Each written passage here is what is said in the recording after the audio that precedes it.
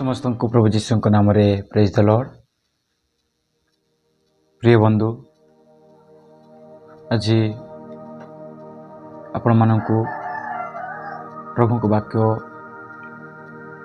ମଧ୍ୟରୁ କିଛିଟା ବିଷୟ ଆପଣମାନଙ୍କ ମଧ୍ୟରେ ରଖିବାକୁ ଯାଉଛି।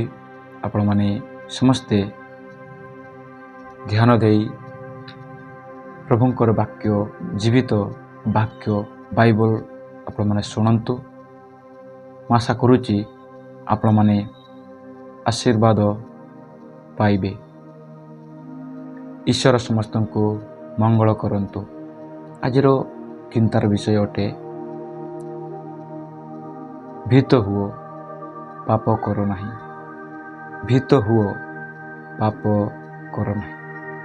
ଆଜିର ସମୟରେ ଆମ୍ଭେମାନେ ଆମର ପ୍ରତିବାସୀ କିମ୍ବା ଆମର ପଡ଼ୋଶୀର ଆମେ ଯେଉଁ ଜାଗାରେ ବାସ କରୁଛୁ, ସେଇ ଜାଗାରୁ ଯଦି ଆମେ ଚାରିଆଡ଼େ ଯଦି ଆମମାନେ ଦୃଷ୍ଟି କରିବା, ଆଜି କାହାର ଜୀବନରେ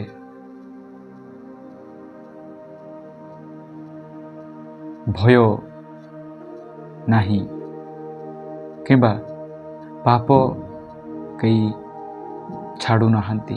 ସମସ୍ତେ ସେମାନେ ନିର୍ଭୟରେ ପାପ କରି ଚାଲିଛନ୍ତି। କିନ୍ତୁ ସ୍ୱର୍ଗସ୍ଥ ପରମେଶ୍ୱର ଆମ୍ଭମାନଙ୍କୁ ବାଇବଲରୁ କଥା କୁହନ୍ତି। ସେ କହନ୍ତି ଗୀତ ସଂଗୀତ 4ର 4 ପଦ, ଭୀତ ହୁଅ ଓ ପାପ କର ନାହିଁ। ତୁମେମାନେ ସହ୍ୟ ଉପରେ ମନେ ମନେ କଥା କହି ନୀରବ ହୁଅ। ପ୍ରଭୁ ଆମମାନଙ୍କୁ କହନ୍ତି, ଭୀତ ହୁଅ, ପାପ କର ନାହିଁ। ପାପ କରିବାକୁ ଭୟ କର। ପାପ କରିବାକୁ ଯଦି ଭୟ କରୁନାହଁ, ତେବେ ନର୍କ ସୁନିଶ୍ଚିତ, ଦଣ୍ଡ ସୁନିଶ୍ଚିତ। ପରମେଶ୍ୱର କୁହନ୍ତି। ତ ସେଥିପାଇଁ ଆପଣ ଏବଂ ମୁଁ, ଆମେ କ'ଣ ପାପ କରିବାକୁ ଭୟ କରୁଛୁ କି? ନା, ଆମେ ପାପ କରିବାକୁ ଆମେ ସାହସ ବାନ୍ଧୁଛୁ। ପାପ କହିଲେ କ'ଣ?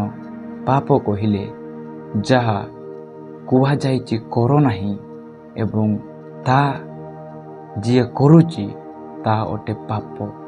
ଯେମିତିକି ଉଦାହରଣ ସ୍ୱରୂପ ଆଜି ଆମର ଭାରତ ଦେଶର ନିୟମ ଗୁଡ଼ିକ ଆମେ ଜାଣୁଛୁ। ଆମେ ଗୋଟିଏ 2 ଚକିଆ ଯାନ କିଣିଲେ, ଯେମିତି ଆମେ ଯଦି ରୋଡ଼ ଉପରେ ଆମେ ଚଲେଇବା, ଆମକୁ ହେଲମେଟ୍ ପିନ୍ଧିବାକୁ ପଡ଼ିବ। ଏବଂ ଯଦି ଆମେ 4 ଚକିଆ ଯାନ ଯଦି ଆମେ ଚଲେଇବା, ତେବେ ଆମକୁ ସିଟ୍ ବେଲ୍ଟ ଆମକୁ ପିନ୍ଧିବାକୁ ପଡ଼ିବ। ସେହିପରି ବାଇବଲରେ ଆଜ୍ଞା ଗୁଡ଼ିକ ଅଛି ଯେ ପାପ କର ନାହିଁ, ମିଛ କୁହ ନାହିଁ, ମିଥ୍ୟା କଥା କୁହ ନାହିଁ, ଲୋଭ କର ନାହିଁ। କିନ୍ତୁ ଆଜି ତା ପରିବର୍ତ୍ତେ ଲୋକମାନେ କ'ଣ କରୁଛନ୍ତି? ମିଛ କହୁଛନ୍ତି, ଲୋଭ କରୁଛନ୍ତି ଏବଂ ପ୍ରତିବାସୀର ଜିନିଷକୁ ସେମାନେ ହରଣ କରୁଛନ୍ତି। ଏହିସବୁ ପାପ ବୋଲି ବାଇବଲ କହେ। ପ୍ରିୟ ବନ୍ଧୁ, ଆଜି ଆପଣ କ'ଣ ଏପରି ବିଷୟରେ ଲିପ୍ତ ଅଛନ୍ତି କି?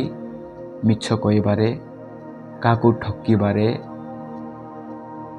ଏବଂ ଆପଣ ଲୋଭ କରିବାରେ, ଏପରି ଅନେକ ବିଷୟ ଯାହାକି ଆପଣଙ୍କଠାରେ ଏପରି କୁତ୍ସିତ ବିଷୟ, କୁଚିନ୍ତା ଆପଣଙ୍କଠାରେ ଅଛି କି? ଏହିସବୁ ପାପ ବୋଲି ବାଇବଲ କହେ। ଏହିସବୁ ବିଷୟ ଈଶ୍ୱର ଘୃଣା କରନ୍ତି। ଯଦି ବାସ୍ତବରେ ଆଜି ଆପଣ ଈଶ୍ୱରଙ୍କର ଲୋକ ହେବାକୁ ଚାହୁଁଛ, ତେବେ ଈଶ୍ୱରଙ୍କୁ ଭୟ କରି ପବିତ୍ରତାରେ ଜୀବନକୁ କାଟନ୍ତୁ, ରଖନ୍ତୁ। ଦେଖନ୍ତୁ, ଆପଣଙ୍କ ସହିତ ପରମେଶ୍ୱର ରହିବେ। ଆପଣ ଈଶ୍ୱରଙ୍କର ସନ୍ତାନ ହେଇପାରିବେ। ଆଜିର ସମୟରେ ଦିନକୁ ଦିନ ଚୋର, ମର୍ଡର, ରେପ୍, ଅନେକ ବିଷୟ ଗୁଡ଼ିକ ଆଜି ସମାଜରେ ଚାଲିଛି। ପ୍ରଭୁ ଆମମାନଙ୍କୁ ତାଙ୍କର ବାକ୍ୟ ଦେଇ କହିବାକୁ ଚାହାନ୍ତି, ଏସବୁ ଠାରୁ ଆମେମାନେ ପୃଥକ ହୋଇ ଆମେ ଈଶ୍ୱରଙ୍କୁ ଭୟ କରି ଆମେ ସ୍ୱର୍ଗ ଆଡ଼କୁ ଆମେ ଦୃଷ୍ଟି ରଖିବା ଏବଂ ଆମର ଜୀବନକୁ ସବୁବେଳେ ସଜାଡ଼ି ପରିବର୍ତ୍ତନ କରି ଆମେମାନେ ଈଶ୍ୱରଙ୍କ ପଥରେ ଯୀଶୁଖ୍ରୀଷ୍ଟଙ୍କ ପଛରେ ଆମମାନେ ଚାଲିବା। ଯୀଶୁଙ୍କ ପଛରେ ଚାଲିବା ଅର୍ଥ ଆମେ ଯୀଶୁଙ୍କ ପରି ଆମେମାନେ ଜୀବନ କାଟିବା। ଯୀଶୁଙ୍କୁ ଆମମାନେ ଦୃଷ୍ଟି ରଖି ଯୀଶୁଙ୍କ ଉପରେ ଦୃଷ୍ଟି ରଖି ଆମେ ତାଙ୍କ ପରି ଆମେ ହେବା। କେମିତି ନା ବାଇବଲ ପଢ଼ିକି ପ୍ରାର୍ଥନା କରିକି ଏବଂ ଆମମାନେ ସେସବୁ ବିଷୟ ଆମର ନିଜର ଜୀବନରେ ଆମେ ଶିରୋଧାର୍ଯ୍ୟ କରି ଆମମାନେ ଆଗକୁ ଯିବା ହିଁ ଅଟେ, ଯୀଶୁଙ୍କ ପଛରେ ଚାଲିବା। ପ୍ରଭୁ ଆଶୀର୍ବାଦ କରନ୍ତୁ। ଏହି ଦିନମାନଙ୍କରେ ଆମେମାନେ କିପରି ଗୋଟେ ସଦାଚରଣ, ଈଶ୍ୱର ଭୟ ଏବଂ ସବୁବେଳେ ଆମେମାନେ ପ୍ରଭୁଙ୍କଠାରେ ଆମେମାନେ ଆଉଜି ପଡ଼ି ଜୀବନରେ ଶେଷ ପର୍ଯ୍ୟନ୍ତ ଗୋଟେ ବିଶ୍ୱସ୍ତ ଜୀବନ ଆମମାନେ କାଟିପାରିବା, ସେ ବିଷୟକୁ ଆମମାନେ ସବୁବେଳେ ଧ୍ୟାନ ଦେଇ ଆମମାନେ ଆଗକୁ ଯିବା। ପ୍ରଭୁ ନିଶ୍ଚିତ ଆପଣଙ୍କର ଏବଂ ମୋର ସହାୟ ହେବେ। ଆମର ପ୍ରତ୍ୟେକଟି ସମୟରେ ସେମାନଙ୍କ ସହିତ ଛିଡ଼ା ହେବେ। ପ୍ରଭୁ ଅନୁଗ୍ରହ କରନ୍ତୁ। ପ୍ରଭୁ ଆପଣ ସମସ୍ତଙ୍କୁ ଆଶୀର୍ବାଦ କରନ୍ତୁ।